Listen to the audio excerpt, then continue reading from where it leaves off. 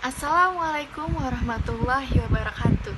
Hi guys, my name is Aulia and my NPM is 202012500680. Hello Maria, thanks for coming in for the interview. It's my pleasure. Thanks for inviting me. Well, as you know, the company has been expanding and we have an opening in our HR department. We're creating a new role for someone to lead our training and development within the company. Yes, I very much think that my skills and experience are a good fit for what you're looking for. That sounds great. So, your CV looks strong. So it will be good if you could give us an overview, in your own words, of what you've been doing over the past 4 years or so. Well, in my first job 4 years ago, I was working for a small HR services provider which offered HR services including L&D to corporate clients. Okay, so it was only B2B? Yes, we only offered services to other companies, not B2C. Right, and it says here you then left the company about 3 years ago. Yes, that's right. I was looking for a little more suitability and also to be part of a large organization. So I joined a company with around 100 staff and a small HR team. As there are only a few of us, we each deal with a range of HR topics in addition to payroll. One of the areas I was responsible for was learning and development. I see. And so why do you want to change jobs now? Well, I very much like the L&D side of my role and I've always had particularly good feedback for my work in this area. I believe I excel in that field. So, I'm looking to specialists. And as your company has around 200 people. Yes, that's right. Well, an organization of this size would give me the scope to specialize in L&D. I'm also a big follower of your brand and feel fully aligned with your image and values. Well, that all sounds good.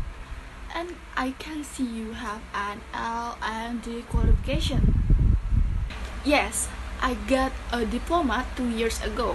I am also currently working on a future diploma in psychology, with a specific focus on learning and performance management. Very good. Well, it looks like you have the qualification and experience we are looking for. What do you think will be the main challenges of coming to a much large company? I can see that it might be perceived as a weakness to not have experience in an organization of this size, though I see that it could also a benefit. I won't be bringing too many preconceived and possibly inflexible ideas with me to the role. Yes, that will be a good thing. Also, I'm used to taking a very personal approach to employee development. I realize that such an approach with 200 staff members will have to happen in a different way. But I bring many ideas with me that can be replicated on a large scale. I see what you mean. Right.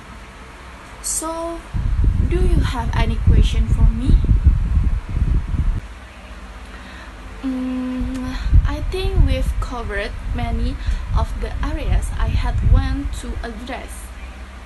I have two quick question talk. Go on. Who would I mostly work with on a daily basis?